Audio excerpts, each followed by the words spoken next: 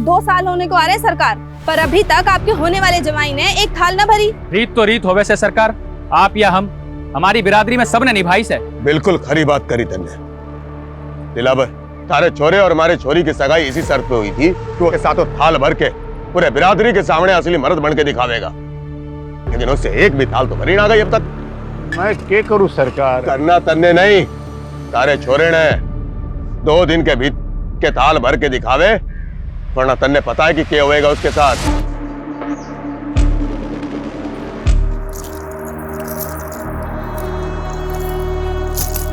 जिंदगी में कुछ कर गुजरने वाले ना इतना ज्यादा नहीं सोचते।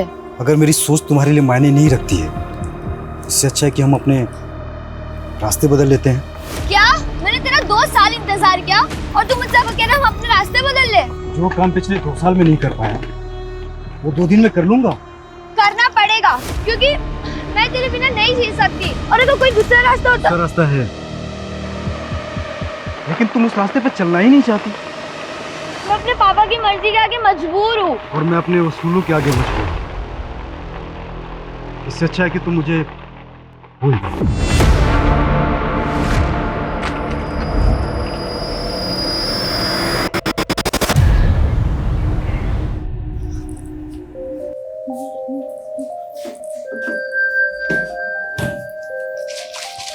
दीदी, सिर्फ 15 दिन रह गए हैं आपकी शादी को, और मम्मी पापा को तो देखो, इन्हें लगता है कि शादी के बाद आपका नया जन्म होने वाला है। और तुझे क्या लगता है? मुझे डर लग रहा है। मैं तो मम्मी पापा की आइडल डॉटर नहीं बन पाई, पर आपकी किस्मत पता नहीं आपके साथ क्या खेल खेलने वाली है। चिंता मत कर, सब अच्छा होगा। और तुझे भी कुछ नहीं होने दूंगी मैं, ठीक है? जग गई तू? हाँ मम्मी, साइकिलिंग के लिए जा रही हूँ। अच्छा सुन ना, हाँ घर जरा जल्दी आ जाना, 11 बजे तक हमें जयपुर निकलना है। और तुझे पता है तेरी शादी का लहंगा रेडी हो चुका है, और बाकी की जो शादी की शॉपिंग बची है ना, आज जयपुर में कर लेंगे। ठीक है, पर आप एक काम करो, आप मेघा को ले जाओ। हम दोनों की चॉइस सेम है, मुझे नहीं जाना मम्मी प्लीज। हाँ मेघा? हाँ दीदी। हाँ तो ठीक है ना भाई, तुम और मेघा जयपुर चले जाओ। आज मैं और वर्षा शांति से चेस का मैच खेलेंगे, ठीक है ना? चलो मैं चलती हूँ। ये क्या कर रहा है तू?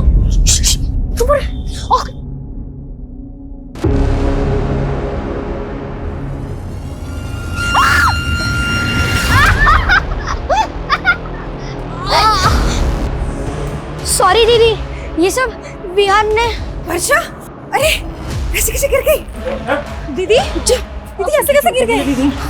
ये तुम दोनों की शरारत है ना? हाँ, रुको, तुम्हारी मम्मी को बताती हूँ अभी मैं। रुक जाओ। मेघा छोड़। मिताली देख तेरे बच्चों की करतूत।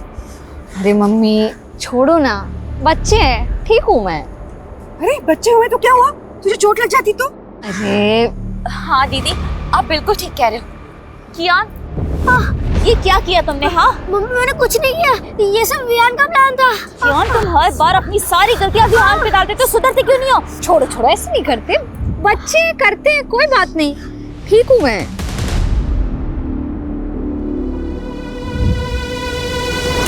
अरे चैंपियन, क्या हुआ? मैंने तुम्हें सेव कर लिया था ना, तब भी गुस्सा हो? वर्षा दीदी, मैं आपसे गुस्सा नहीं, ये सब विहान की और स्मार्टनेस है। और मम्मी विहान की हर मिस्टेक पे मुझे डांटती है। बोला था ना आपको, सौतेली माँ सौतेली ही होती है। अरे नहीं कियान, ऐसे नहीं बोलते। पर मैं हूँ ना। पर आप तो शादी करके अपने हस्बैंड के पास चली जाओगे, क्या आप मुझे अपने साथ नहीं ले जा सकती हो? अगर पॉसिबल होता ना तो जरूर ले जाती, लेकिन तू जानता नहीं है अभी मैं कितनी दूर जाने वाली हूँ। पर आपका फियांसे तो थोड़ा ही दूर रहता है। तू नहीं समझेगा अभी कि मैं कहाँ जाने वाली हूँ।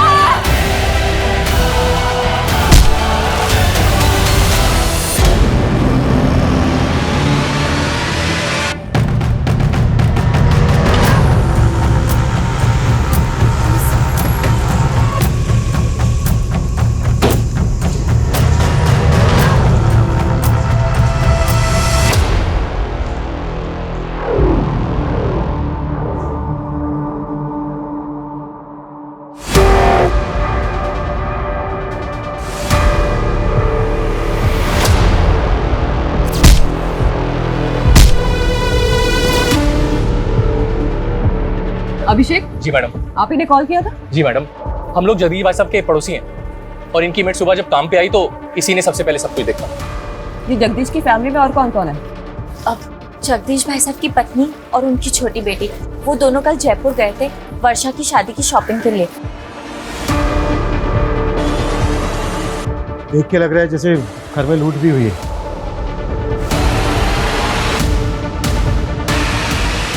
सर बहुत ही ब्रूटल मर्डर हुआ है। ये देखिए, लड़की की एक उंगली भी काटी गई है। लड़की के दोनों कानों पे भी घाव है। इसमें बालियां पहनी होंगी जो खींच के निकाली गई। तो शायद उंगली में अंगूठी होगी, निकल नहीं रही होगी तो उंगली काट गई। और उनके गले में चेन का निशान है। आप लोगों को शक है किसी पे? कौन जगदीश और उनकी बेटी को इस तरह से मार सकता है? नहीं मैडम, हमें तो इस बारे में कोई अंदाजा नहीं है। पर आप तो पड़ोसी है ना, रात को शोर झगड़ा कुछ तो सुना होगा आपने। नहीं मैडम, ऐसी तो कोई आवाज नहीं सुनी हमने। सर फोर्स्ड एंट्री के तो कोई साइन नहीं दिख रहे। लग नहीं रहा है कि कोई जबरदस्ती घर में घुसा। कहीं ऐसा तो नहीं कि एंगल पर्सनल है और इसे लूट की शक्ल देने की कोशिश की गई है? एक काम करो, घर अच्छे से स्कैन करवाओ और फोरेंसिक बुलवाओ। सर जगदीश की पत्नी और छोटी बेटी कल रात जयपुर में थे, रास्ते में पहुंचते होंगे। ठीक है सर, ये देखिए।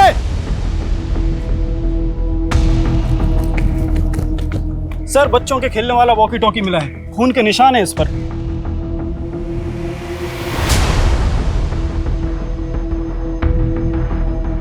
घर में कोई बच्चा भी है? नहीं सर, ऐसा तो कुछ पता नहीं चला।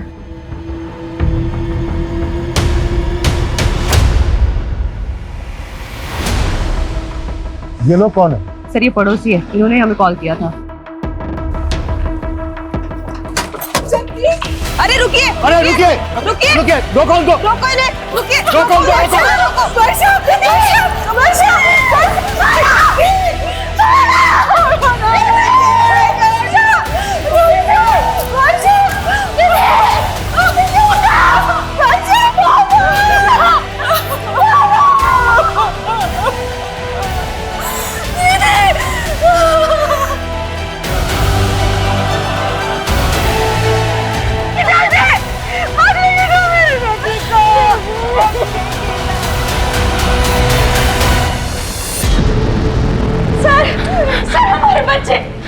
सर हमारे बच्चे गायब हैं। आपके बच्चे गायब है मतलब? सर हमारा बड़ा बेटा कियान और छोटा बेटा विवान दोनों घर पे नहीं है। एक मिनट, अभी तो आप दोनों यहीं पे थे, तब तो आपने कुछ बताया नहीं था और अभी अचानक से आपके बच्चे भी गायब हो गए। सर वो वॉकी टॉकी हमारे बच्चों का है सर। उसको जैसे ही देखा कुछ समझ नहीं आया तो उन्हें देखने घर चले गए सर, लेकिन वो घर पे नहीं है सर। एक मिनट, वॉकी टॉकी आपके बच्चों का तो यहाँ कैसे है? सर यही समझ नहीं आ रहा है सर। सुबह सुबह ही हम दोनों यहाँ आ गए थे, हमें लगा बच्चे अपने कमरे में सो रहे होंगे, लेकिन वो घर पे नहीं है सर। हमें कुछ समझ में नहीं आ रहा सर, आप हमारे बच्चे ढूंढ के दीजिए। सुनो, एक बार फिर घर अच्छे से चेक करो। Quick sir.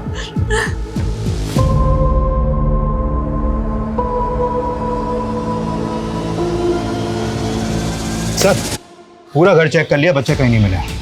और सर मुझे तो इन पड़ोसियों की बातें अजीब लग रही है। थोड़ी देर पहले मुझे जगदीश की फैमिली के बारे में सब कुछ बता रहे थे और अब अचानक बोल रहे कि इनके खुद के बच्चे गायब हैं।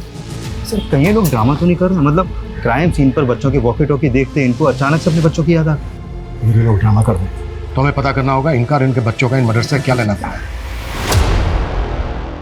आप लोगों को शक है किसी को? कुछ समझ में नहीं आ रहा, पता नहीं ये सब कुछ कैसे हो गया। आपके जो ये पड़ोसी हैं जो अभी भी गए, कैसे लोग हैं? आपको इन पर कोई शक वगैरह? ये लोग, आप ऐसा क्यों पूछ रहे हैं? ये इत्तेफाक हमें काफी अजीब लग रहा है कि आपके पति और आपकी बेटी का मर्डर हुआ और उनके साथ ही उनके दोनों बच्चे गायब भी हो गए। उन दोनों बच्चों का आपके घर आना जाना था क्या? हाँ, वर्षा दीदी को वो काफी पसंद थे। आपकी वर्षा और जगदीश के साथ आखिरी बार बात कब हुई? रात को 9 साढ़े 9 बजे उनसे बात हुई थी, तब तो सब कुछ ठीक था। पता नहीं रात में क्या हो गया। मैडम यही कियान और वियान का रूम है, रात को दोनों यहीं सोए थे। आपने रात में आखिरी बार कब देखा था बच्चों को? रात को 10:30 बजे वो बिस्तर पे चले आते, मैं खुद उन्हें यहाँ सुला कर गई थी। उसके बाद सुबह 7 बजे जगदीश भाई की मेड ने आके हमें जगा दिया और उसके बाद हमें बच्चों को देखने का मौका ही नहीं मिला। लेकिन आपके बच्चे ऐसे कैसे गायब हो सकते हैं? भैया आप लोग हमसे कुछ छुपा तो नहीं रहे? नहीं मैडम, हम आपसे कुछ नहीं छुपा रहे। पता नहीं हमारे बच्चे किस हालत में, प्लीज हमारे बच्चों को ढूंढ के दीजिए। सर इन दोनों बच्चों का कहीं कुछ पता नहीं चल पा रहा है। आस पड़ोस में ऐसा कोई भी विटनेस नहीं मिला है जिसने बच्चों को या फिर किसी संदिग्ध को यहाँ पर देखा हो। एक तरफ एक ही फैमिली के दो लोगों का मर्डर और लूट, और दूसरी तरफ इसी मोहल्ले के दो बच्चों का गायब होना। ये क्रिमिनल का मकसद मर्डर और लूट ही था या फिर बच्चों को गायब करना? नहीं मैडम, हमारी किसी से कोई दुश्मनी नहीं है। हो सकता है आपके बच्चे किडनैप हो गए हो और आपको फिरौती के लिए कॉल आया। मैडम, मेरी एक छोटी सी दुकान है, ना मेरी खुद की कोई प्रॉपर्टी है और ना मेरी कोई बड़ी जायदाद है। कोई क्यों मेरे बच्चों को किडनैप करेगा?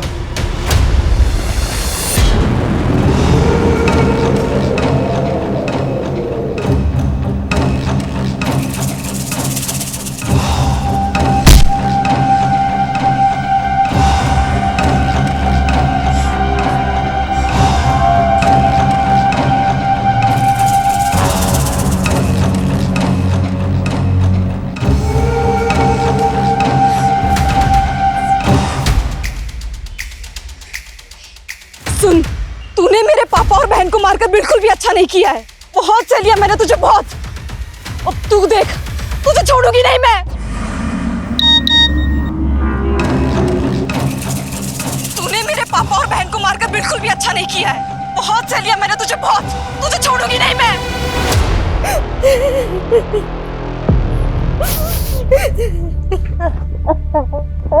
वियान, देखो मैं तुम दोनों के लिए क्या लाया हूँ। वाओ पापा, वियान बहुत बुरा है। पता है ये कैसे प्रैंक करने की बात करता था? अरे चुप चुप, मुझे बोलना। अरे लड़ो मत। लड़ता तो वियान है। आज वियान की वजह से मम्मी ने मुझे मारा। तुम दोनों भी ना पापा दुकान से आने की शरारत करनी शुरू कर दी। चलो जाओ अपने कमरे में, चलो जाओ। ताली, कल किस बात पे मारा था तुमने कियान को? तुम जानते हो अभिषेक कि दोनों बच्चे कितने शरारती है। ऐसी कोई बड़ी बात नहीं थी। लेकिन एक बच्चे के लिए हर छोटी बात बड़ी होती है, और कियान और रियान में तुम हमेशा से फर्क करती आई हो। बस करो अभिषेक, मेरे बच्चे गायब है। उनके बारे में पता करने के बजाय तुम मुझसे ऐसे फालतू सवाल किए जा रहे हो। मेरा दिल जानता है कि मैंने कियान को अपने सगा बेटा माना है हमेशा। सर मैंने कियान और वियान के पेरेंट्स के फोन सर्विलेंस पे डाल तो दिए, लेकिन सर लग नहीं रहा ये किडनैपिंग का मामला है। और दोनों फैमिली किसी पे शक भी नहीं जता रही है। सर एक बात है, ये कियान और वियान सगे भाई नहीं थे। बड़ा बेटा कियान अभिषेक की पहली बीवी से था और अभिषेक ने मिताली से दूसरी शादी की है। हाँ, लेकिन इस सब का इन केसेस से क्या लेना देना? सर ये अभिषेक बहुत मामूली सी दुकान चलाता है और उसने वो भी गिरवी रखी है। वही वर्षा की फैमिली बहुत रिच है और वर्षा की शादी की वजह से उनके घर में गहने, पैसे, जेवर काफी थे और ये बात अभिषेक की फैमिली को अच्छे से पता थी। तो तुम्हारे कहने का मतलब यह है कि अभिषेक और मिताली ने लूट के इरादे से इतना बड़ा कांड किया और उन पे किसी को शक ना हो इस वजह से अपने बच्चों के गायब होने की कहानी बना रहे हैं? सर इस एंगल में इन्वेस्टिगेशन करके देखना तो चाहिए। सर जब हम घर सर्च कर रहे थे तो वर्षा के मेडिकल पेपर्स मिले हैं, काफ़ी सरप्राइजिंग है। वर्षा को लीवर कैंसर था। वर्षा को लीवर कैंसर था? हाँ सर, और ये बात मैंने उसके डॉक्टर से भी कंफर्म की। सर ऐसे केसेस में मरीज का बचना थोड़ा मुश्किल होता है। हाँ, वर्षा को कैंसर था। हम पूरी कोशिश करके उसे बचाना चाहते थे। हमें क्या मालूम था किस्मत उसे इतनी बुरी मौत देगी। ये वर्षा को कैंसर होने वाली बात आप लोगों को कब पता चली? वर्षा के रिश्ते से पहले या रिश्ते के बाद? डॉक्टर को जरूर कोई गलतफहमी हुई है। वर्षा की उम्र ही क्या है, उसको कैंसर कैसे हो सकता है? यही सच है उदिता। डॉक्टर की बातें सुन के तो मैं खुद डर गया हूं।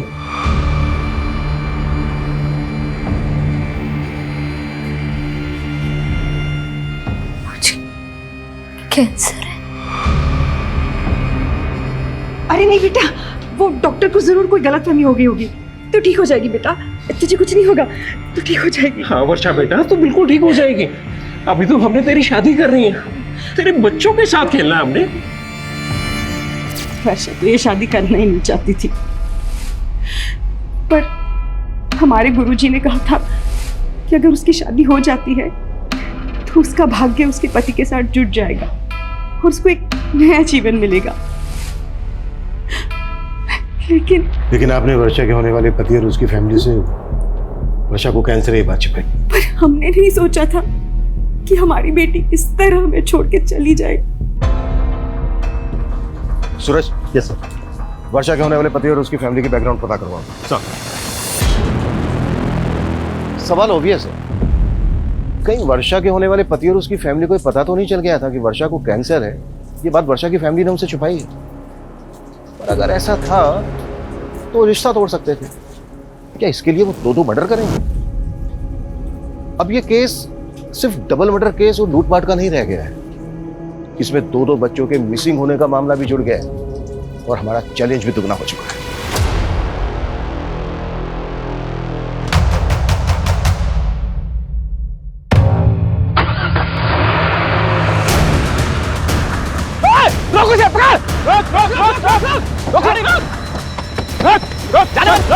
निकल बाहर।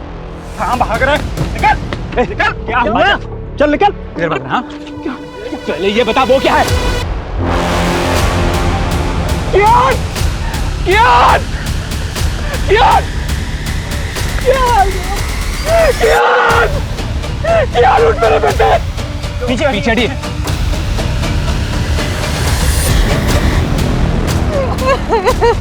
क्या हो गया?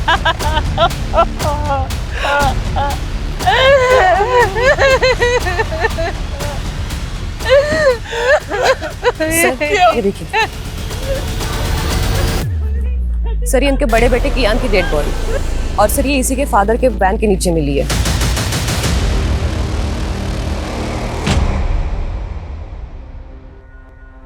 सुबह से हमसे बोल रहे थे कि बच्चे गायब है, बच्चे गायब है, और ये अपने बच्चे की डेड बॉडी अपनी वैन के नीचे छुपा के रखी है। ये आप क्या बोल रहे हैं सर? मेरी कुछ समझ में नहीं आ रहा सर। लेकिन हमारी सब कुछ समझ में आ रहा है। पहले तुमने जगदीश और उसकी बड़ी बेटी वर्षा का मर्डर किया, फिर घर में लूट की, और जब ये सब कुछ बच्चों ने करते हुए देख लिया तो फिर बच्चों को भी मार डाला। ये आप क्या बोल रहे हैं सर? फिर तूने अपनी वैन यहाँ पर छुपा के क्यों रखी है? मैं तो रोज ही गाड़ी यहाँ पार्क करता हूँ। जिसने भी मेरे बच्चे को मारा होगा जानबूझकर मेरी ही गाड़ी के नीचे बॉडी छिपा दी होगी। अब तेरी पोल खुल गई तो तू कहानी बना रहा है। बस की चीज बेटा साहब, मेरे एक बच्चे की लाश पड़ी है, मेरे दूसरे बच्चे का आता पता नहीं है, और अब हमें ही सुनाए जा रहे हैं। हम हमारे बच्चे को क्यों मारेंगे? क्यों मारेंगे हम?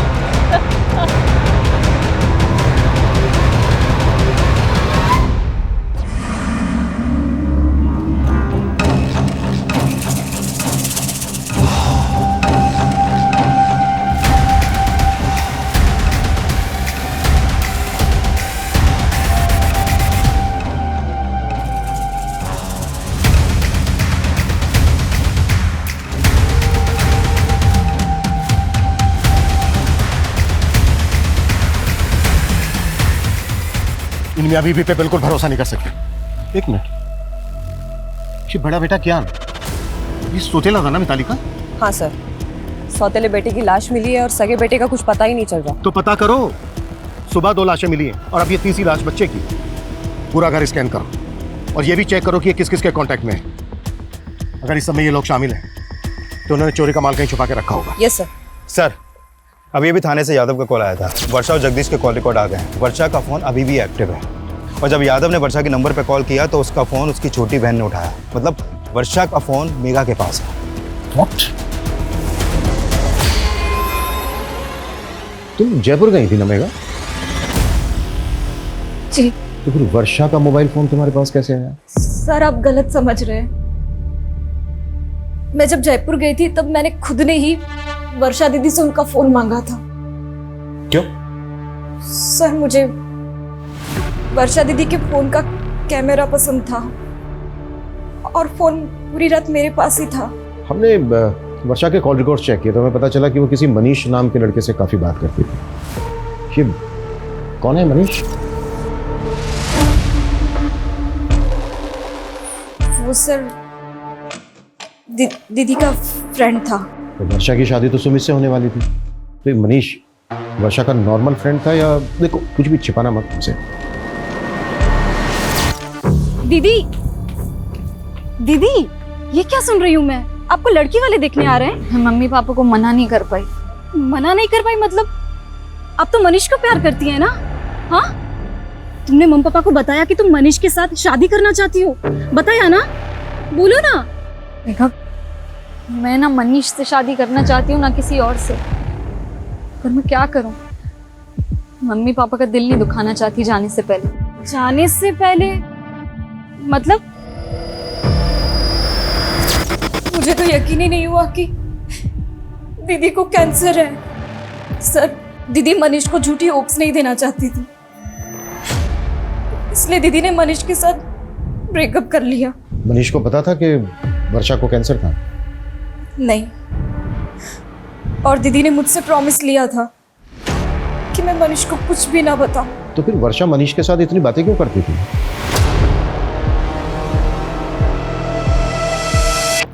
मुझे मालूम था तू मुझे छोड़ ही नहीं सकता। अरे तू रो रहा है? तुझे तो खुश होना चाहिए कि अपना रिश्ता 1 नहीं 2 नहीं बल्कि 4 कदम आगे बढ़ गया है।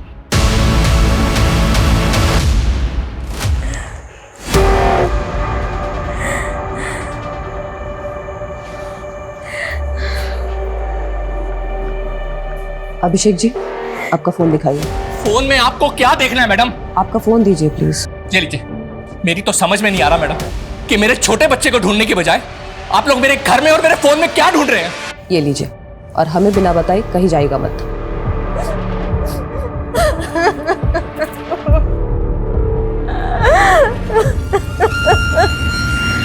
सर, मनीष का फोन कल रात वर्षा के घर पर ही एक्टिव था। हो सकता है कि वो वर्षा से बदला लेना चाहता हो, क्योंकि वर्षा उसकी बजाय किसी और से शादी करने वाली थी। बुलाओ इस मनीष को। और अब मेरी वर्षा की मदर से बात हुई। उनका कहना है कि पहले उनके साथ जयपुर वर्षा जाने वाली थी, लेकिन बाद में मेघा उनके साथ गई। मतलब अगर वर्षा जयपुर जाती तो उसके फादर के साथ वर्षा का नहीं, मेघा का मर्डर होता। पॉसिबल है। और सबसे अटपटा यह है कि मेघा जयपुर वर्षा का फोन लेकर क्यों गई? सूरज, कहीं कुछ ऐसा तो नहीं है कि इसके पीछे कोई ऐसी कहानी है जिसे अभी तक हम समझ नहीं पा रहे हैं?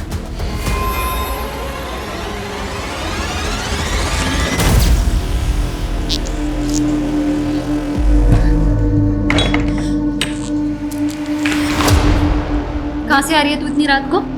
झूठ मत बोलना। मैं रोज देख रही हूँ तू रात को ऐसे चोरी छुपे घर से बाहर निकलती है। चल क्या रहा है मेघा? वो दीदी,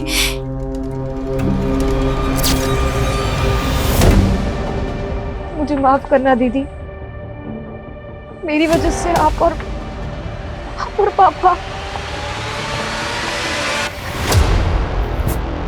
जितना टाइम लेगा ना सच कबूल करने में, उतनी ज्यादा दिक्कत होगी तुझे। सर, मैं वर्षा से प्यार करता था सर।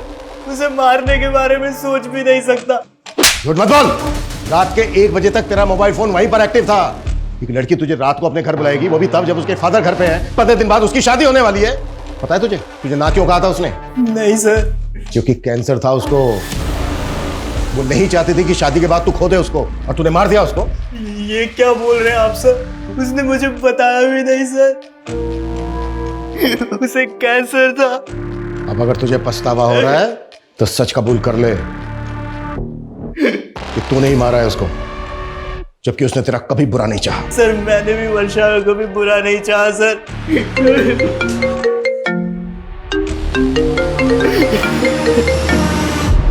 हाँ सूरज। सर, टॉन्क रोड के पास दूसरे बच्चे की लाश मिली है।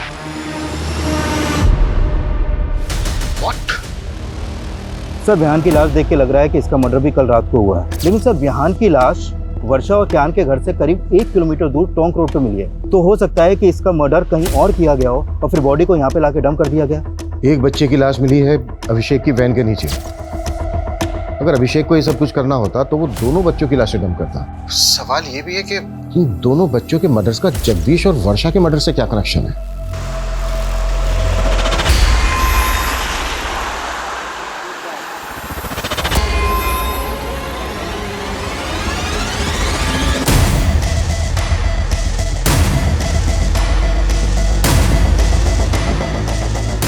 आओ आरती।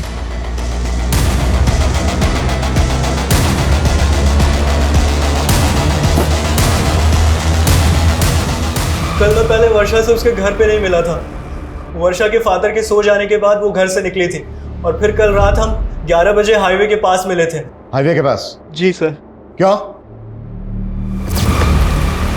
तुमने मुझे ना कहने की वजह नहीं बताई, लेकिन आज इतनी रात को यहाँ मिलने की क्या वजह है? कहीं ऐसा तो नहीं तुम मेरे साथ भागना चाहती हो? तो अभी भी सपनों में ही है मनीष। सपने दिखाए भी तो तुमने थे और तोड़ भी तुमने दिया। हेलो, हाँ मैं हाईवे के पास आ गई हूँ, पैसे लेकर आ जाओ। इतनी रात को किसके पैसे देने हैं? आखिर चल क्या रहा वर्षा? एक लड़का मेघा को ब्लैकमेल कर रहा है। क्या? पिछले 3 महीने से मेघा उसके चंगुल में फंसी हुई है। मुझे तुम्हारी हेल्प चाहिए मनीष। हेल्प तो हमें पुलिस की लेनी चाहिए ना, और तुम इतनी रात को अपनी लाइफ रिस्क में डाल के यहाँ पे आ गई। मैं पुलिस के पास नहीं जा सकती। क्यों? उस लड़के के पास मेघा के कुछ कॉम्प्रोमाइजिंग वीडियोस हैं। वो जब यहाँ आएगा ना तो हमें उससे ना फाइनल बात करनी है, सब कुछ सेटल करना होगा ताकि वो बार बार मेघा को परेशान ना करे और उसके वीडियोस हमेशा के लिए डिलीट कर दे। Please Manish, please. फिर थोड़ी देर बाद वहाँ एक गाड़ी आकर रुकी। शायद से वो लड़का उसी में था, लेकिन वर्षा को मेरे साथ देखकर वो वहाँ से चला गया। ये लड़का कौन है जो मेघा को ब्लैकमेल कर रहा है? मेघा का कोई दोस्त है सर। मेघा ने उसके बारे में मुझे नहीं बताया। तो मेघा को ये पता है कि तू कल रात को मिला था वर्षा से? हाँ सर, लेकिन हाईवे के पास से मैंने वर्षा को उसके घर पे ड्रॉप कर दिया था। उसके बाद वर्षा और उसके फादर को किसने मारा मुझे कुछ नहीं पता सर। मर्डर सिर्फ वर्षा और उसके फादर का ही नहीं हुआ है, बल्कि वर्षा के पड़ोस के 2 बच्चों का भी मर्डर हुआ है। बच्चे? एक मिनट सर, जब मैंने वर्षा को ड्रॉप किया था तब मैंने कुछ देखा था।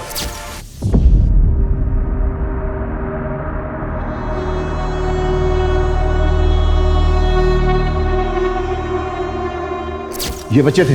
हाँ सर, यही दोनों बच्चे थे। क्या कर रहे थे वहां पर? नहीं मालूम सर।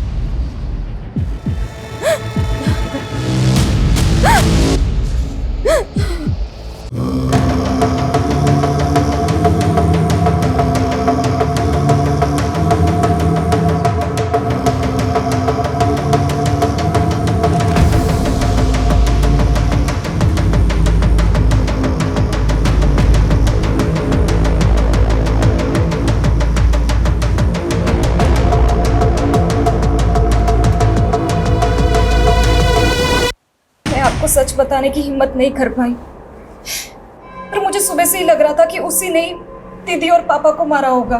कौन है वो लड़का? देवांश। कौन देवांश? सर मैं उसे एक पार्टी में मिली थी, वहां मेरी उससे दोस्ती हुई थी और एक दिन उसने मेरी ड्रिंक में कुछ नशे की दवा मिला दी और सर मेरा रेप कर दिया।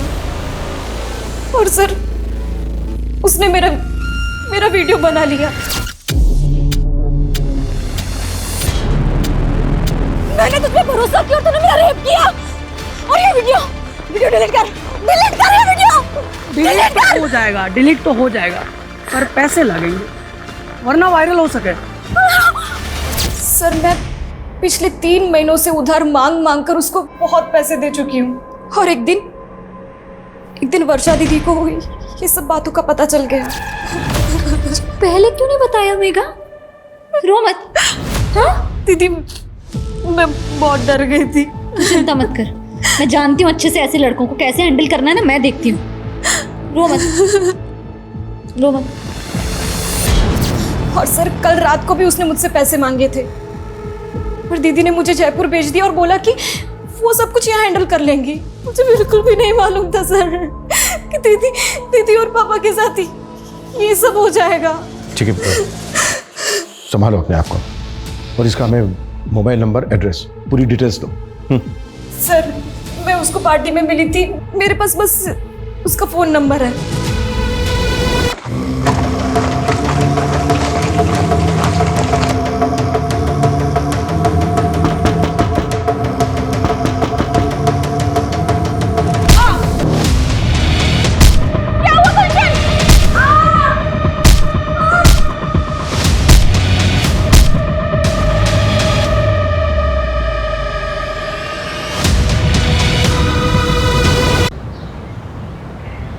देवांश का नंबर आदर्श नगर के एड्रेस पर रजिस्टर्ड है, लेकिन उसका घर भी बंद है और उसका फोन भी। हमने उसका लुकआउट नोटिस जारी करवा दिया है। गुड सर, गौतम नगर में और एक फैमिली का मर्डर हुआ। व्हाट? हो क्या रहा है?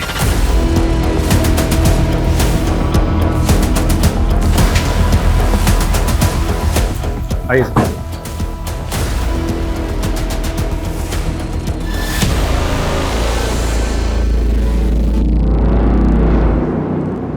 सर, इनका नाम गुलशन सिंह है और ये इनकी वाइफ आरती।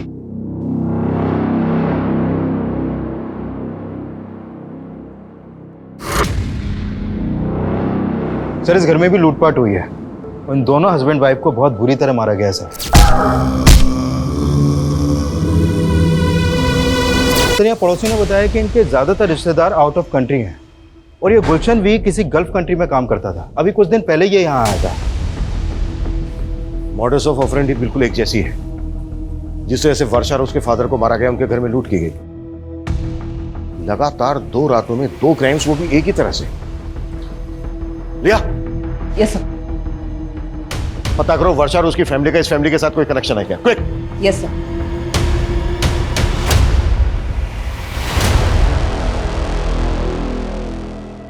सब क्या आप पुराने गहने खरीदते हो? हाँ। कैसे गहने? सोने के। दिखाओ।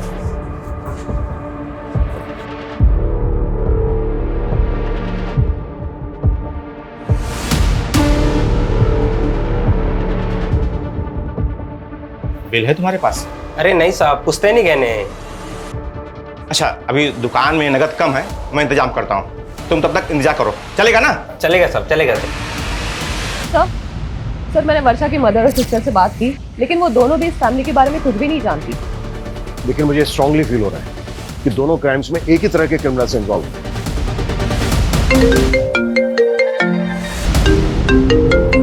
हाँ बोलो। सर, गणेशपुरा में एक आदमी एक ज्वेलरी शॉप पे कुछ गहने बेचने आया था। दुकानदार को उस पर शक हुआ तो उसने हमें फोन किया था। हमने उस आदमी का अरेस्ट किया है। गुड।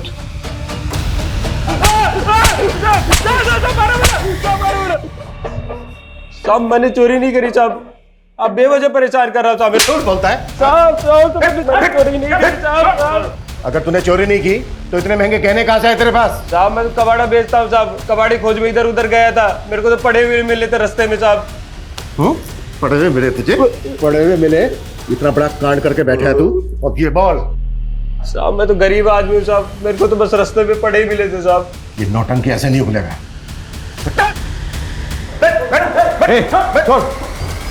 पैसे दे, पैसे दे मेरे, पैसे दे, मेरे पैसे। हमारी बेगड़ी है, बेगड़ी। सर, मेरा पति राक्षस है, राक्षस। राक्षस बोलेगी? पीछे साहब, ये मुझे रोज मारता पीटता है साहब। इसे जेल में डाल दो। जेल में?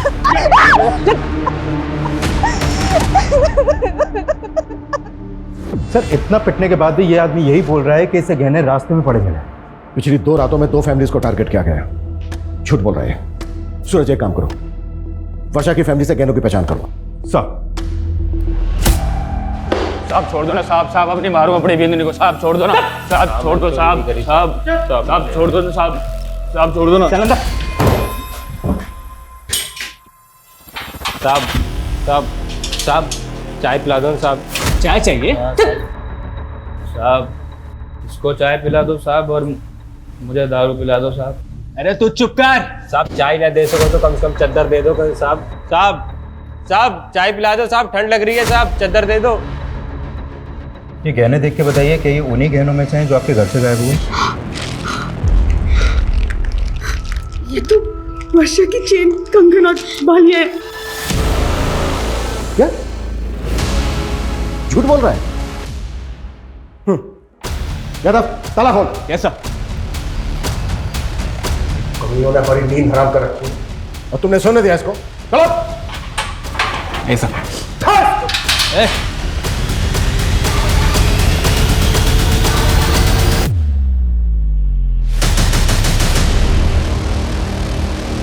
सर, ये तो मर गया।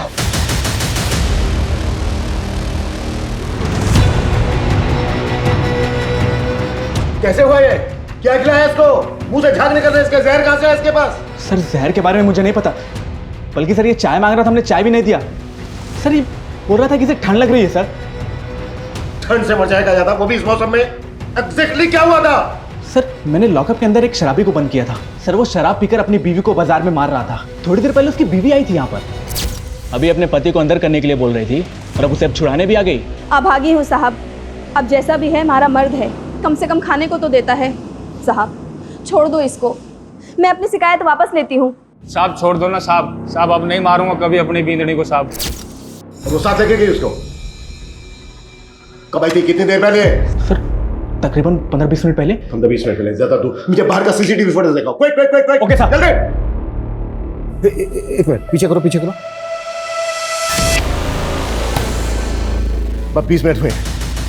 इन दोनों की फोटो सभी बीट चौकी और पेट्रोलिंग टीम को भेजो, कैसे भी करके अंदर चाहिए मुझे। मूव।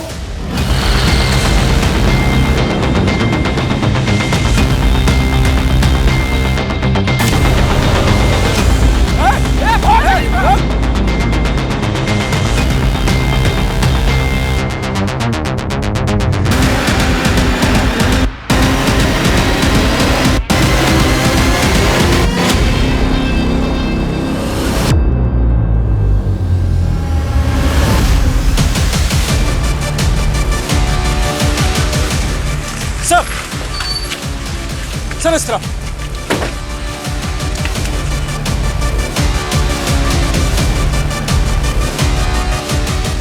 संजय उधर चेक कर। सा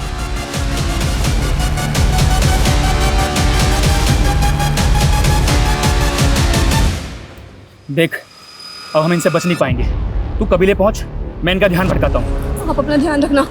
मैं ख्याल रखूंगा, तू पहुंच।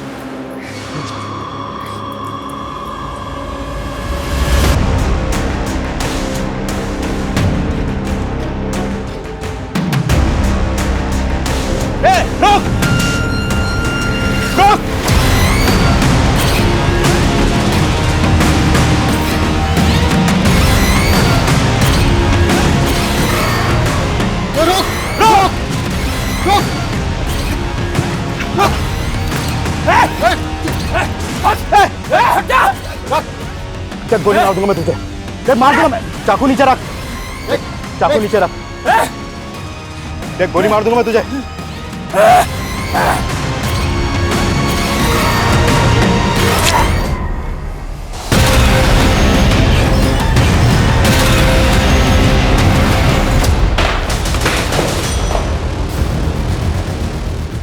हमारी लापरवाही की वजह से इतने अहम गवाह ने हमारी कस्टडी में जान दे दी, दूसरी ने जेब काट ली।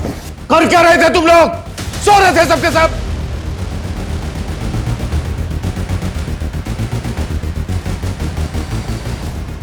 ये कोई आम लोग नहीं है, बहुत खतरनाक गिरोह है। इतना खतरनाक इन्हें अपने गिरोह के लिए अपनी जान की भी परवाह नहीं है।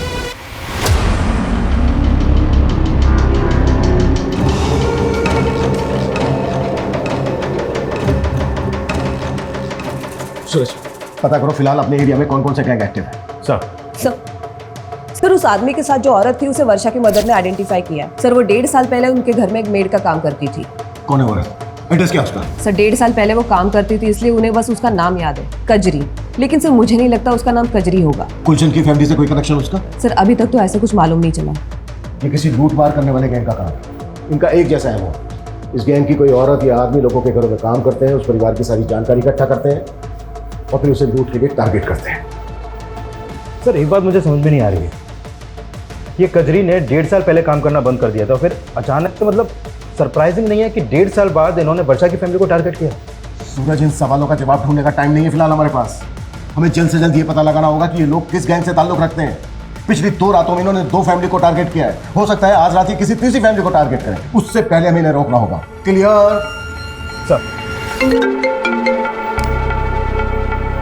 क्या पता नहीं चला? सर कांस्टेबल यादव का अभी तक कुछ पता नहीं चला।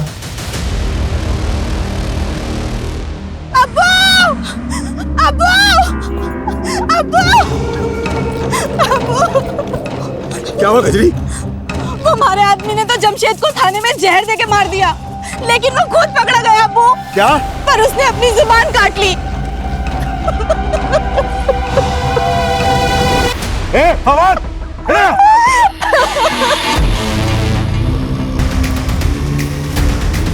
सुना तुमने? एक मारा दामाद हुआ, गिरोह की पोल ना खुले इस वास्ते अपनी जबान काट ली, और एक तू है। सीधा खड़ा रह। सरदार चल बाहर निकल, चल। और कौन कौन आया तेरे साथियों? अरे बोल, ये बोल। पिछले 2 सालों में ऐसी जितनी भी लूट और मर्डर की घटनाएं घटी हैं, उन सब की रिपोर्ट मुझे मेरे टेबल पर चाहिए। चल से चल। सर यादव का कुछ पता चला? नहीं सर, एक टीम गई उस डायरेक्शन में, लेकिन अभी तक कोई अपडेट नहीं आया। उसकी फोन लोकेशन ट्रेस करवाओ, क्विक। Okay sir. सर, वर्षा उसके फादर जगदीश की पोस्टमार्टम रिपोर्ट आ गई है। दोनों विक्टिम को लाठियों से पीटा गया था और दोनों के ही सर के घाव पर लकड़ियों के टुकड़ों के ट्रेसेस मिले हैं और स्किन पर मस्टर्ड ऑयल थे। Mustard oil? हाँ सर। सर, ऐसे ही मस्टर्ड ऑयल के ट्रेसेस जिहान और कियान की बॉडी पर मिले थे। एक मिनट, मैंने ऐसे गैंग के बारे में सुना है जो बॉडी पर मस्टर्ड ऑयल लगाकर लूट और मर्डर्स की घटनाओं को अंजाम पहुंचाता है। इस गैंग के लोग बॉडी पर मस्टर्ड ऑयल इसलिए लगाते थे ताकि इन्हें कोई पकड़ने की कोशिश करे तो ग्रिप ना बने। पिछले साल भरतपुर में इस गैंग के लोगों ने कई घटनाओं को अंजाम पहुंचाया, लेकिन सर इससे पहले तो अपने एरिया में ऐसी कोई वारदात नहीं हुई। आमतौर पर इस गैंग के लोग शहर के आउटस्कर्ट्स में आकर बच जाते हैं। आई थिंक सात मारू नाम था इस गैंग का। सूरज, शहर का जितना भी बाहरी एरिया है सब जगह अपनी टीम भेजो, quick. Sir. Sanjay. Sir, Yadav ji का फोन नेटवर्क में नहीं है। शिवगढ़ के जंगलों के पास उनका फोन लास्ट एक्टिव था। शिवगढ़?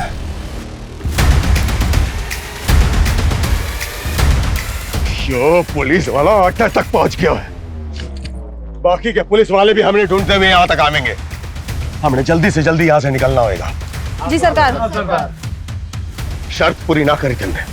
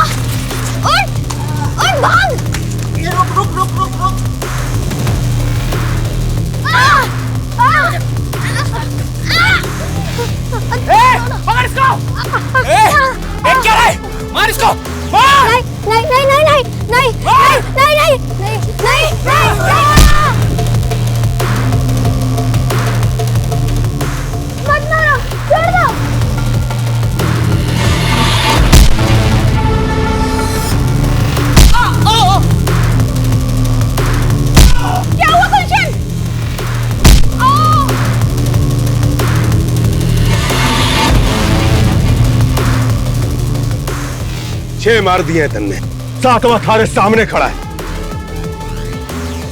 जा मार दे इन्हें और बन जा मारा जमाई।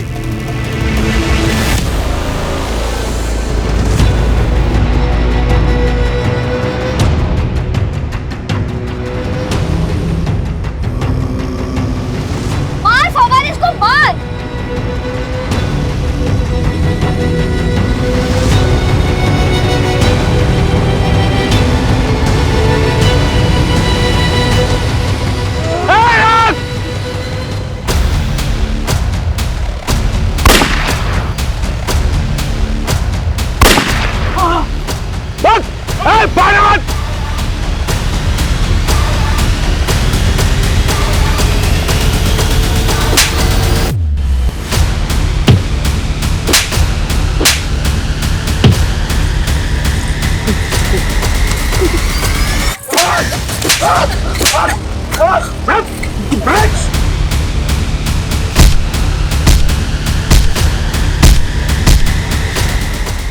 ये कुख्यात गैंग इसने कई दशकों में देश के लगभग सभी राज्यों में लूट और मर्डर्स की वारदातों को अंजाम पहुंचाया है।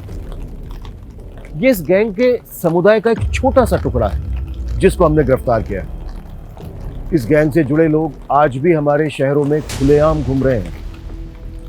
इनके लोग फेक पहचान और नाम के साथ डोमेस्टिक हेल्पर बनकर लोगों के घरों में काम करते हैं, उन परिवारों की जानकारियां इकट्ठा करते हैं और मौका मिलते ही वारदातों को अंजाम पहुंचा देते हैं। इसलिए बेहद जरूरी है कि जब भी आप किसी को अपने घर पर काम पर रखें, उससे पहले उसकी पुलिस वेरिफिकेशन जरूर करवाएं। और यदि आप अपने घर के आसपास किसी अनजान या संदिग्ध व्यक्ति को देखते हैं तो उसे नजरअंदाज ना करें। आपकी ये सतर्कता सिर्फ आपको ही नहीं दूसरों को भी बचा सकती है। जय हिंद। क्राइम पेट्रोल के ऐसे ही मजेदार एपिसोड्स देखने के लिए हमारे चैनल को सब्सक्राइब करें